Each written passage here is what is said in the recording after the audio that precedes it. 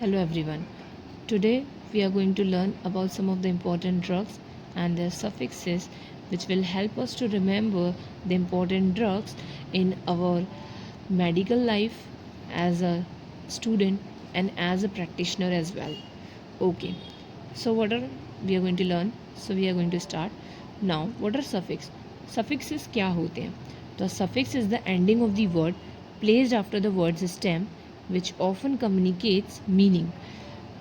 Drugs जो होते हैं उनके नेम के लास्ट में जो वर्ड्स होते हैं, एंडिंग वर्ड जो होता है वो सफिक्स कहलाता है. उसके पहले जो है वो वर्ड का स्टेम होता है. तो ये जो एंडिंग वर्ड्स होते हैं ये एक मीनिंग को कम्युनिकेट करते हैं. Drug suffixes are commonly use to group drugs based on the drugs action. Drugs के सफिक्सेज इस तरीके से नाम रखे जाते हैं जो एक ड्रग को पर्टिकुलर ग्रुप में रखते हैं according to that drugs action. वो ड्रग क्या एक्शन परफॉर्म करता है उसके अकॉर्डिंगली उस ड्रग को उस ग्रुप के अंदर रखा जाता है. So first is blood pressure medication. सबसे पहले हम देखते हैं कि ब्लड प्रेशर मेडिकेशंस क्या है. तो हम देखते हैं एस इनहिबिटर्स क्या होते हैं. तो उनके अंदर जो सफिक्स लगाए जाते हैं लास्ट में वो होता है प्रिल. आप देख सकते हैं एग्जांपल्स इनके होते हैं लाइक कैप्टोप्रिल एंड लिसिनोप्रिल. इनका एक्शन क्या होता है कि ये ब्लड प्रेशर को रिड्यूस करते हैं by dilating the blood vessels. Blood vessels को डायलेट करेंगे ताकि ब्लड प्रेशर क्या हो, रिड्यूस हो. और इससे जो है हार्ट के ऊपर जो वर्कलोड है वो भी रिड्यूस हो जाएगा. नाउ नेक्स्ट आप बीटा ब्लॉकर्स. बीटा ब्लॉकर्स क्या होते हैं जिनमें सफिक्स हम लगाएंगे लॉल. जैसे example atenolol, metoprolol and propranolol. ये क्या एक्शन करेंगे कि बीटा ब्लॉकर्स क्या करते हैं, ये ब्लड प्रेशर को रिड्यूस करते हैं by slowing the heart rate. Heart rate को स्लो डाउन करेंगे जिससे कि ब्लड प्रेशर भी क्या हो जाएगा, रिड्यूस हो जाएगा. And thus reducing the myocardial contractility. Myocardial means heart की जो कॉन्ट्रैक्टिलिटी है वो रिड्यूस हो जाएगी. दैट्स वाई ब्लड प्रेशर भी रिड्यूस होगा एंड हार्ट रेट स्लो हो जाएगा. They are most often given for hypertension and chronic heart failure. कौन सी कंडीशंस में हम बीटा ब्लॉकर्स देंगे? At the time of hypertension and chronic heart failure. अगर हार्ट फेलियर क्रॉनिक है तब. Now next are calcium channel blockers. Calcium channel blockers क्या होंगे, इनके सफिक्स होंगे डिपिन. क्या होगा, डिपिन. इनके एग्जांपल्स है ड्रग्स के लाइक एम्लोडिपिन एंड नाइफेडिपिन. इनके एक्शंस. नाउ ये क्या करते हैं, केमिकल चैनल ब्लॉकर्स जो होते हैं ये ड्रग्स जो है ये ब्लड वेसल्स को रिलैक्स करते हैं. देखो इंक्रीजिंग द ब्लड प्रेशर. जैसे ही ब्लड वेसल्स रिलैक्स होंगी ब्लड सप्लाई इंक्रीज होगा और हार्ट में जो ऑक्सीजन है वो ईजीली जाएगा. And reducing the hearts load. Heart का जो वर्कलोड है वो रिड्यूस हो जाएगा bye lowering the blood pressure. जैसे ही हम देखते हैं कि ब्लड वेसल्स जैसे ही रिलैक्स होती है तो ब्लड प्रेशर लोअर होता है, लोअर डाउन हो जाता है, हार्ट रेट स्लो हो जाती है और जिसकी वजह से ईजीली जो है वो ब्लड सप्लाई होता है इनटू द ब्लड वेसल्स और हार्ट को ऑक्सीजन भी इजीली मिलती है. Now next are the last one are angiotensin 2 receptor blockers. Angiotensin 2 receptor blockers क्या होंगे, इनके सफिक्सेस होते हैं सार्टन. इनके होंगे सार्टन. ये क्या होते हैं, ब्लड प्रेशर मेडिकेशंस में दी जाती हैं drug that are angiotensin 2 receptor blockers जिनका सफिक्स हम लास्ट में लगाएंगे वर्ड सार्टन. एग्जाम्पल्स हैं इनके ड्रग्स के लो सार्टन एंड वेल सार्टन. अब इनके एक्शंस क्या होते हैं कि ये ब्लड वेसल का जो कंस्ट्रक्शन होता है उनको इनहिबिट करते हैं और ब्लड वेसल्स को रिलैक्स करते हैं which lowers the blood pressure. Again blood pressure reduce हो रहा है. हम देख रहे हैं कि blood in every conditions blood pressure जो है वो लोअर डाउन हो रहा है, ब्लड वेसल्स रिलैक्सड हो रही हैं, लेकिन हर ड्रग का कुछ अलग अलग एक्शन है उसके साथ साथ. जैसे हम देखते हैं कि कैल्शियम चैनल ब्लॉकर्स जो हैं ये भी ब्लड वेसल्स को रिलैक्स करते हैं लेकिन ये ब्लड सप्लाई को इंक्रीज़ करेंगे और ऑक्सीजन जो है उसको भी इंक्रीज़ करेंगे टू द हार्ट. लेकिन वहीं हम देखते हैं कि एंजियोटेंसिन 2 रिसेप्टर ब्लॉकर्स जो होते हैं लाइक दिस, ये क्या करते हैं, ये ब्लड वेसल्स के कॉन्स्ट्रिक्शन को इनहिबिट कर देंगे एकदम और फिर ब्लड वेसल्स को रिलैक्स करेंगे जिससे ब्लड प्रेशर लोअर डाउन हो जाएगा. ओके. नाउ नेक्स्ट हमारे आते हैं additional cardiovascular medications. Additional cardiovascular medications में हम देखते हैं कि drugs classification now first are potassium sparing diuretics. ये डायूरेटिक्स ऐसे हम देखेंगे, इनके सफिक्स होते हैं लाइक लैक्टोन। ओके, इनके एग्जांपल है स्पायरोनोलैक्टोन, एल्डैक्टोन। ओके, सो इनके एक्शंस क्या होते हैं, ये फ्लूइड को इंक्रीज करते हैं जो हमारा किडनी द्वारा एक्सक्रीट होता है, while retaining the potassium into the body. Body में पोटेशियम रिटेन रहेगा, लेकिन दूसरे जो फ्लूइड्स हैं वो क्या हो जाएंगे, इंक्रीज होंगे उनका excretion, reducing the cardiovascular congestion. Cardiovascular congestion क्या होगा, इससे रिड्यूस होगा, कार्डियोवैस्कुलर कॉन्जेक्शन रिड्यूस हो जाएगा। एंड इडेमा, इडेमा मीन्स स्वेलिंग जो क्रिएट होती है ड्यू टू फ्लूइड रिटेंशन की वजह से, फ्लूइड बॉडी में फिल्ड अप हो जाता है, उसकी वजह से जो इडेमा कॉज होता है उसको भी क्या करेगा, ये रिड्यूस करेगा, और कार्डियोवैस्कुलर कॉन्जेक्शन को भी रिड्यूस करेगा।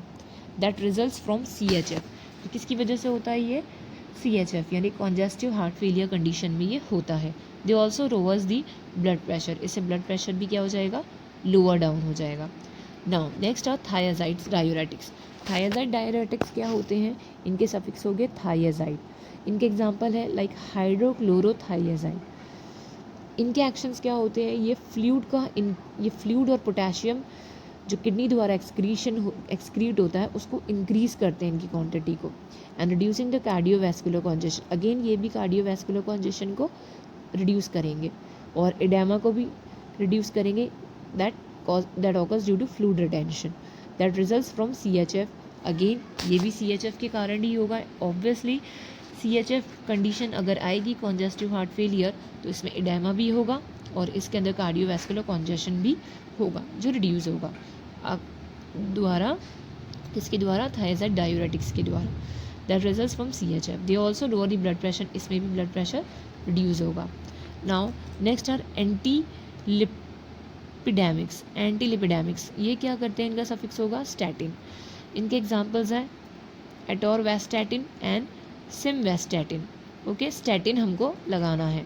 इनका एक्शन क्या होता है, ये रिड्यूस करेंगे LDL कोलेस्ट्रॉल, यानी कोलेस्ट्रॉल दो टाइप के आपने देखे हैं, इसमें से जो LDL होता है हाई डेंसिटी वाले होंगे कोलेस्ट्रॉल और एक लो डेंसिटी। तो हम यहाँ पे लो डेंसिटी कोलेस्ट्रॉल जो होगा, लो डेंसिटी लिपोप्रोटीन्स वाले जो कोलेस्ट्रॉल्स होंगे उनको रिड्यूस करेंगे and lowers the risk from cardiovascular disease. इसकी वजह से कार्डियोवैस्कुलर डिजीज़ का भी जो रिस्क है वो भी लोअर डाउन हो जाएगा। Now next are thrombolytics. Thrombolytics क्या होंगे, इनके सफिक्स हम देखेंगे ase. Okay, like examples are streptokinase and very famous drug streptokinase, and the next one is altiplase. Okay, TPA we called it as. now actions इसके क्या होंगे, जैसे कि ये जो थ्रोम्बोलाइटिक्स ड्रग्स लेंगे हम तो इनके एक्शंस क्या होंगे कि ये क्लॉट बस्टर्स का काम करते हैं। क्लॉट बस्टर्स हम देखते हैं कि ये क्या करते हैं, क्लॉट बस्टर्स ये ब्रेक करते हैं ब्लड क्लॉट्स को, है ना, and they are given at a time of heart attack और स्ट्रोक के टाइम पर ये दिए जाते हैं एज अ मेडिकेशन। ये क्या करते हैं, that helps keep oxygen from reaching your vital organs, है ना, ये हेल्प करेगा। थ्रोम्बोलाइटिक ड्रग होता है एक तरीके की क्लॉट बस्टर्स जो हेल्प करते हैं कि ऑक्सीजन जो है वो वाइटल ऑर्गन्स में ईजिली पहुंच सके by breaking up the blood clots, right. That leads to heart attack और स्ट्रोक्स की वजह से ये जो कंडीशन होती है क्लॉट बस्टर्स में। ओके, तो to restore the blood flow to the obstructed area में ब्लड फ्लो ईजिली जा सके। Now,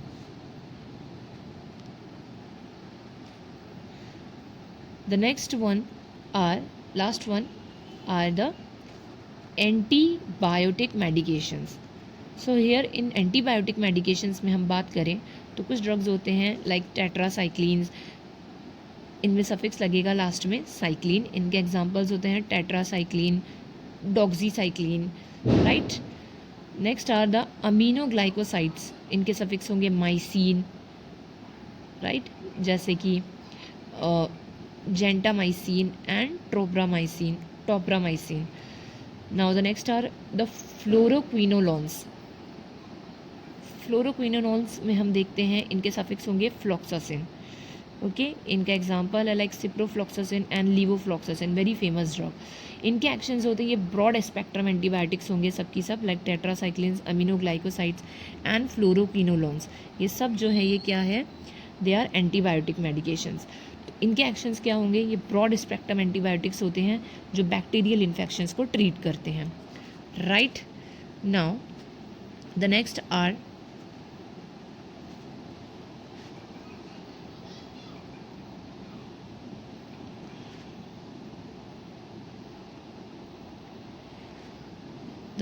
the gastrointestinal medications.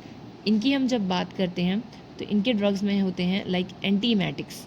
Antiemetics क्या करेंगे, जो वॉमिटिंग को रोकेंगे, प्रिवेंट करेंगे, ओके। इनमें सफिक्स हम लगाते हैं एजीन, लाइक प्रोमिथाजीन। ये क्या करेंगे, treat and prevent the nausea and the vomiting. Now फिर कुछ होते हैं proton pump inhibitors. Proton pump inhibitors की हम बात करें तो इनमें हम देखते हैं लाइक इनमें सफिक्स लगाएंगे हम प्राजोल, लाइक लैंसोप्राजोल और ओमीप्राजोल। इनके एक्शंस क्या करेंगे, ये एंटी अल्सर ड्रग्स होते हैं, ये ड्रग अल्सर्स को प्रिवेंट करते हैं।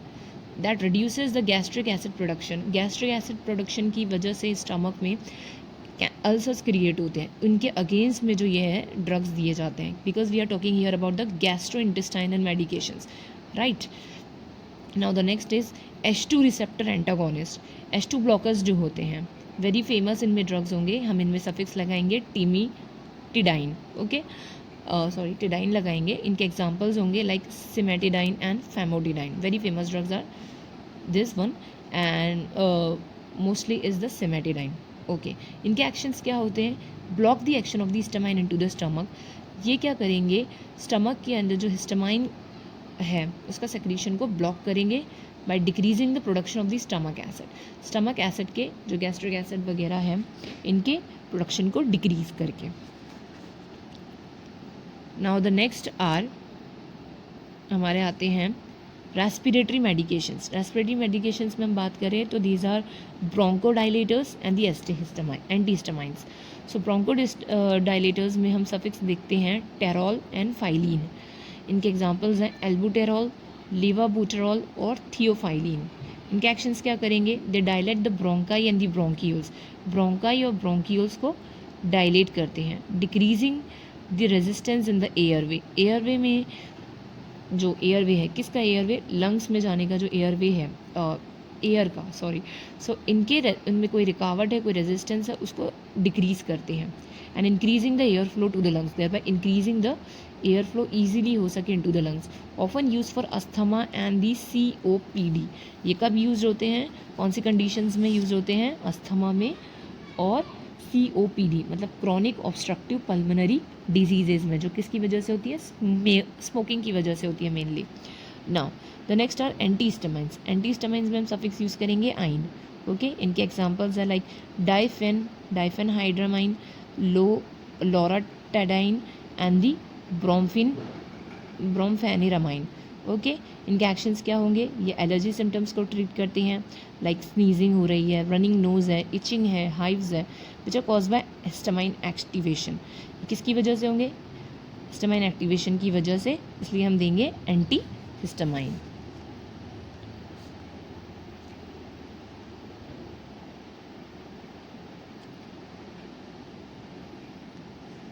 Now the last one are the depression and anxiety medications. Depression और एनजाइटी के अंदर जो हम मेडिकेशंस देंगे वो है लाइक बेंजोडाइएज़ेपाइंस। इनमें सफिक्स लगेंगे हम pam and lam. Like examples are alprazolam, diazepam and lorazepam. Diazepam is very famous drug. Now इनके एक्शंस है, ये एनजाइटी को ट्रीट करेंगे, प्रोलॉन्ग यूज़ करते हैं, may lead to physical dependence. Prolong इसको यूज़ करेंगे तो हम फिजिकली इस पर डिपेंड हो जाएंगे। नाउ इसलिए कम यूज़ करना चाहिए। Now the second one is the tricyclic anti depressant. इनके अंदर हम सफिक्स लगाएंगे टाइलिन, ओके, ट्रैप्टाइलिन, ओके। इनके एग्जांपल्स हैं like amitriptyline and nortriptyline. इनके एक्शंस होंगे, ये डिप्रेशन को ट्रीट करते हैं, बाइपोलर डिसऑर्डर्स को ट्रीट करते हैं, एंजाइटी को, OCD और अदर मूड डिसऑर्डर्स को। Now the next are the selective serotonin reuptake inhibitors, SSRIs, okay. इनके सफिक्स हम लगाएंगे प्रैम एंड आइन। इनके एग्जांपल्स है like fluoxetine and sertraline and citalopram. इनके एक्शंस होते हैं, ये ब्लॉक करते हैं और डिले करते हैं the reabsorption of the serotonin serotonin की रीअब्जॉर्प्शन को डिले कर देंगे या फिर एकदम से ब्लॉक कर देंगे। ये मेनली ट्रीट करते हैं मेजर डिप्रेशन डिसऑर्डर्स होते हैं, मेंटल डिसऑर्डर्स हैं, डिप्रेसिव डिसऑर्डर्स हैं या फिर एंजाइटी डिसऑर्डर्स हैं, तब ये ड्रग्स दिए जाते हैं, जिनका नाम है सेलेक्टिव सेरोटोनिन रीअपटेक इनहिबिटर्स, जो सेरोटोनिन के सेक्रीशन को क्या कर देते हैं, रीअब्जॉर्प्शन को ब्लॉक कर देंगे या फिर डिले कर देंगे।